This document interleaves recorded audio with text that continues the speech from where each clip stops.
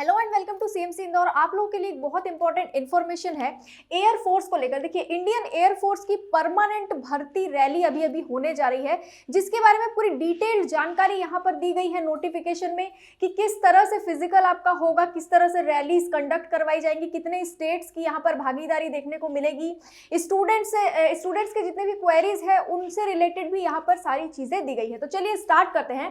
सबसे पहले तो देखिए, यहाँ पर मैं एक डाउट आपका कंफर्म कर देती हूँ, क्लियर कर देती हूँ कि ये सिर्फ मेल कैंडिडेट्स के लिए है, फीमेल कैंडिडेट्स यहाँ पर अप्लाई नहीं कर सकती हैं। ये जो अपॉर्चुनिटी है ये इंडियंस के साथ साथ नेपाली गोरखा लोगों के लिए भी है। देखिए, यहाँ पर लिखा हुआ है मेल इंडियन और गोरखा नेपाल सिटीजन्स जो है वो भी यहाँ पर अप्लाई कर सकते हैं। स्टेट्स के कुछ नाम दिए गए। देखिए, यहाँ पर ये क्लियर बता दिया गया है कि कुछ ही स्टेट्स के लिए अभी फिलहाल ये भर्ती शुरू की जाएगी, उसके बाद बाकी स्टेट्स को भी यहाँ पर कवर किया जाएगा। तो अभी कुछ स्टेट्स के नाम मैं आपको बता देती हूँ। तमिलनाडु, केरला, कर्नाटक, आंध्र प्रदेश, तेलंगाना और यूनियन टेरिटरी ऑफ पुडुचेरी। जो स्टूडेंट्स यहाँ से बिलोंग करते हैं सिर्फ वही लोग अभी अप्लाई करेंगे, बाकी के जो राज्य है वो बाद में अप्लाई करेंगे, उनके लिए बाद में भर्तियां निकाली जाएंगी। देखिए, एयरमैन के लिए है ग्रुप वाई, ठीक है, ग्रुप वाई। देखिए, आपको पता है एक्स और वाई कैटेगरी यहाँ पर होती है, तो ग्रुप वाई के लिए ये भर्ती है एयरमैन की। और यहाँ पर मेडिकल असिस्टेंट की कैटेगरी में भर्ती आपको देखने को मिलेगी, ठीक है। The recruitment test will be held at air force station Tambaram, Chennai. मतलब ये जो रैली होगी, ये जो परमानेंट रैली भर्ती की प्रक्रिया होगी, ये शुरू कहाँ पर करी जा रही है? चेन्नई में। मतलब आपको चेन्नई जाकर यहाँ पर रैली में शामिल होना पड़ेगा। अब कुछ डेट्स देख लेते हैं, इंपॉर्टेंट डेट्स। देखिए, 1 फरवरी से 2 फरवरी, ठीक है, अभी आने वाले 1 से 2 फरवरी तक ग्रुप वाई मेडिकल असिस्टेंट के लिए, है ना, यहाँ पर एक्टिविटीज होंगी। और कौन से डिस्ट्रिक्ट्स यहाँ पर कवर करे जाएंगे, मतलब कौन से डिस्ट्रिक्ट्स के स्टूडेंट्स यहाँ पर आएंगे? तो देखिए, तमिलनाडु, केरला और पुडुचेरी इंक्लूडिंग यनम एरिया के लोग भी यहाँ पर शामिल हो सकते हैं इस रैली में। 4 से 5 फरवरी को भी ग्रुप वाई के मेडिकल असिस्टेंट कैटेगरी के लिए फिजिकल फिटनेस टेस्ट, ये सारी चीजें, written test, adaptability test, 1-2 medical appointment, ये सारी चीजें कौन से स्टेट्स के लिए देखने को मिलेंगी? कर्नाटक, तेलंगाना और आंध्र प्रदेश के लिए देखने को मिलेंगी। सारे स्टेट्स की भी जानकारी यहाँ पर आपको दे दी गई है। तीसरा है 7 फरवरी और 8 फरवरी को, तो ये भी ग्रुप वाई का ही है मेडिकल असिस्टेंट का। लेकिन यहाँ पर एक चीज बताई गई है कि जिनके पास डिप्लोमा हो या डिग्री हो बीएससी इन फार्मेसी की, वो लोग यहाँ पर अप्लाई करेंगे। ये सारी चीजें यहाँ पर होंगी और डिस्ट्रिक्ट्स इंक्लूड किए गए हैं तमिलनाडु, केरला, कर्नाटक, तेलंगाना, आंध्र प्रदेश और पुडुचेरी इंक्लूडिंग एनएम। तो ये सारी चीजें आई होप आपको समझ में आई होंगी। आगे हम देखते हैं क्या लिखा है। यहाँ पर जो रिक्रूटमेंट टेस्ट होगा वो 6 बजे से, सुबह 6 बजे से स्टार्ट हो जाएगा। उससे पहले पहले आपको वहां पहुंच जाना है और सारी डिटेल्स जो ऊपर दी गई है उस हिसाब से होगा। डेट्स आप लोगों ने ऊपर देख ही ली है। कैंडिडेट्स जो है उनके पास डोमिसाइल होना चाहिए। देखिए, ये जो स्टेट्स दिए गए हैं ना आपको, जिन स्टेट्स के लिए ये भर्ती प्रक्रिया शुरू हो रही है, अगर आप उस स्टेट से बिलोंग करते हैं तो पता कैसे चलेगा?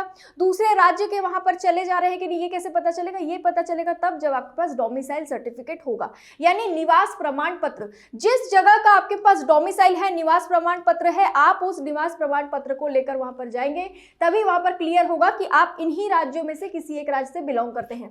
6 बजे से होगा। कहां पर जाना है आपको मैंने पहले ही बताया, चेन्नई में जाना है, ठीक है। और 10 बजे तक, 10 बजे जो है ये कट ऑफ टाइम है, 6 बजे से 10 बजे तक ये प्रक्रिया होगी। और डेट्स देख लीजिए, 1 फरवरी, 4 फरवरी और 7 फरवरी यहां पर रिक्रूटमेंट टेस्ट आपको देखने को मिलेगा। अब एलिजिबिलिटी हम देख लेते हैं कि भाई कौन कौन इसमें योग्य होंगे शामिल होने के लिए। पहले मैरिटल स्टेटस और डेट ऑफ बर्थ देख लेते हैं कि भाई आपका जो मैरिटल स्टेटस है, यानी शादीशुदा आप है या नहीं, उसके बारे में यहां पर दिया गया है। मेडिकल असिस्टेंट ट्रेड कैटेगरी की भर्ती आपको पहले ही बताया मैंने, ग्रुप वाई की। कैंडिडेट जो है इसमें अनमैरिड होने चाहिए, मतलब आप शादीशुदा नहीं होना चाहिए। उसके बाद हम अगर डेट ऑफ बर्थ की बात करें तो यहाँ पर कुछ डेट्स दिए गए हैं। देखिए, 27 जून 2002 से लेकर 27 जून 2006 के बीच में आपका बर्थ होना चाहिए, ना तो उससे पहले ना तो उसके बाद, ठीक है। इस बीच आपका बर्थ होगा तो आप इसके लिए एलिजिबल है।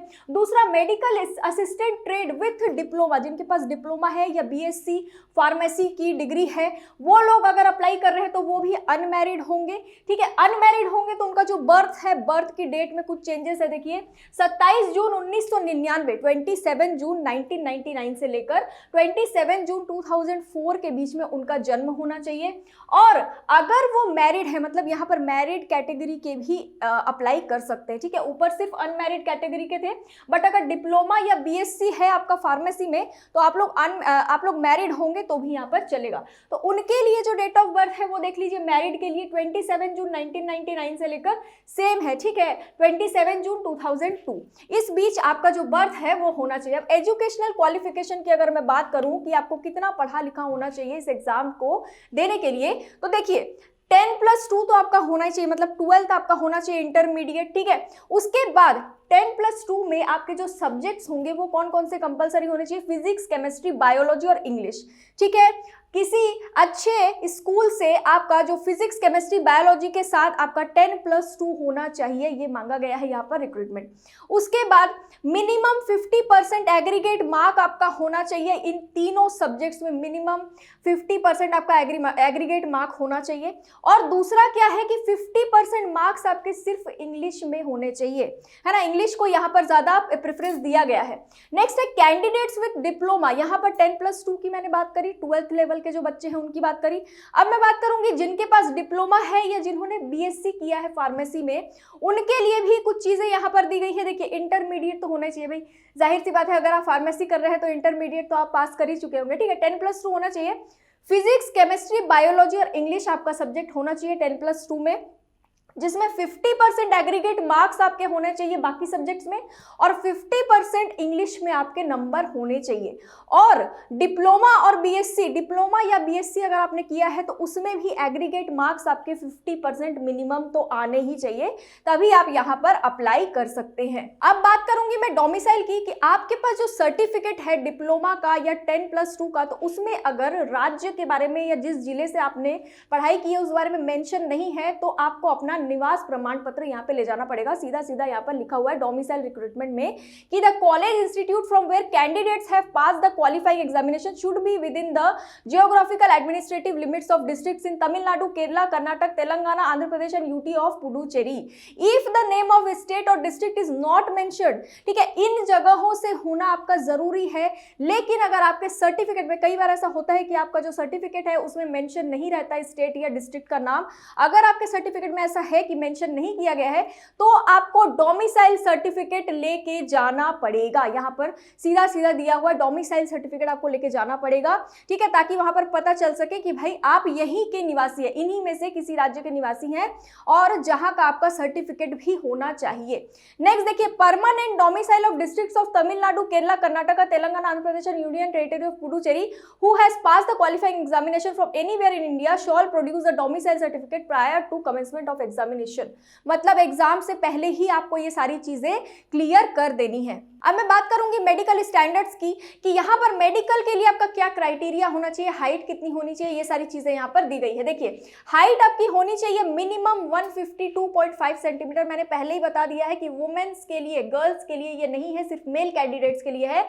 152.5 सेंटीमीटर आपकी हाइट होनी चाहिए मिनिमम। चेस्ट होना चाहिए minimum range of expansion of 5 centimetre. यहाँ पे मिनिमम एक्सपेंशन आपका 5 सेंटीमीटर होना चाहिए। चेस्ट के बारे में मैं बात कर रही हूँ। वेट की अगर मैं बात करूं तो जितनी आपकी हाइट है और एज है उस हिसाब से आपका वेट होना चाहिए। हियरिंग मतलब आपकी सुनने की जो क्षमता है उसके बारे में दिया गया है। काफी सारी चीजें दी गई है। मेन यहाँ पर है 152 सेंटीमीटर आपकी हाइट होनी चाहिए और चेस्ट के बारे में दिया गया है। यहाँ पर एक और इंपॉर्टेंट चीज है कि जो एक्स सर्विसमैन है वो भी इस एग्जाम के लिए अप्लाई कर सकते हैं। अब बात करते हैं डॉक्यूमेंट्स की, कि आपको एग्जाम के टाइम पे डॉक्यूमेंट्स क्या क्या ले जाने हैं। तो देखिए 10 अनअटेस्टेड रीसेंट फोटोग्राफ आपको ले जाना है। फोटोग्राफ ज्यादा पुराना नहीं होना चाहिए, अभी का ही फोटोग्राफ ले जाना है। Original and 4 self attested photo copies of matriculation passing certificate. यहाँ पर आपको मैट्रिकुलेशन सर्टिफिकेट ले जाना है, ओरिजिनल भी ले जाना है, साथ ही आपको फोटो कॉपीज भी ले जानी है, ये ध्यान रखिए। रखिएगा। उसके बाद ओरिजिनल और 4 सेल्फ अटेस्टेड फोटोकॉपी आपको 10+2 यानी कि 12 की भी ले जानी है, ओरिजिनल भी ले जानी है, फोटोकॉपीज भी ले जानी है। Original and 4 self attested photocopy passing certificate and marksheet of BSc diploma, जिन्होंने बीएससी किया है फार्मेसी में या जिन्होंने डिप्लोमा किया है उनको लेके जाना है ओरिजिनल, और ओरिजिनल सर्टिफिकेट भी लेके जाना है और सेल्फ अटेस्टेड फोटोकॉपी भी लेके यहाँ पर जानी है आपको। अब आते हैं एग्जाम के सीक्वेंस की बात करने पर। देखिए एग्जाम का जो सीक्वेंस होगा उसमें सबसे पहले आपका फिजिकल फिटनेस टेस्ट होगा, ठीक है, जिसमें आपको 1.6 किलोमीटर दौड़ना होगा जो कि 7 मिनट में आपको कंप्लीट करनी है ये रनिंग। और ये उनके लिए है जो 21 साल से कम उम्र के हैं, जो कैंडिडेट्स 21 ईयर्स से कम उम्र के हैं उनके लिए ये है, ठीक है। नेक्स्ट है जो कैंडिडेट्स 21 साल से ज्यादा की उम्र के हैं और जिनके पास डिप्लोमा है या फिर बीएससी किया हुआ है उन्होंने फार्मेसी में, उनको 7.5 मिनट का समय यहाँ पर रनिंग के लिए दिया जाएगा, 1.6 किलोमीटर की रनिंग के लिए। अब बाकी सारी चीजें हम देख लेते हैं। 10 पुशअप्स लगाने हैं, 10 सिटअप्स लगाने हैं और 20 स्क्वाट्स लगाने हैं। आपको कुछ समय दिया जाएगा उस समय के अंदर। अब बात करते हैं रिटन एग्जाम की। रिटन एग्जाम का पैटर्न कैसा होगा? देखिए बाइलिंगुअल आपका पेपर होगा, ऑब्जेक्टिव टाइप क्वेश्चंस होंगे। यहाँ पर आपको ओएमआर शीट दिया जाएगा जैसा कि हमेशा होता है। यहाँ प्रोसीजर की अगर मैं बात करूं तो आपको 45 मिनट का समय दिया जाएगा जिसमें आपके इंग्लिश के 20 क्वेश्चन होंगे, यहाँ पर लिखा हुआ इंग्लिश के 20 क्वेश्चन होंगे, और रागा यानी रीजनिंग एंड जनरल अवेयरनेस के 30 क्वेश्चन होंगे। और इन सबको करने के लिए आपको 45 मिनट का समय दिया जाएगा और आप लोगों को इन सभी सब्जेक्ट्स में क्वालिफाई होना है। पैटर्न मैंने बता दिया, ऑब्जेक्टिव होगा, 1 नंबर मिलेगा हर एक करेक्ट आंसर के लिए यहाँ पर। उसके बाद रिटन एग्जाम के बाद होगा एडेप्टेबिलिटी टेस्ट 1 और एडेप्टेबिलिटी टेस्ट 2।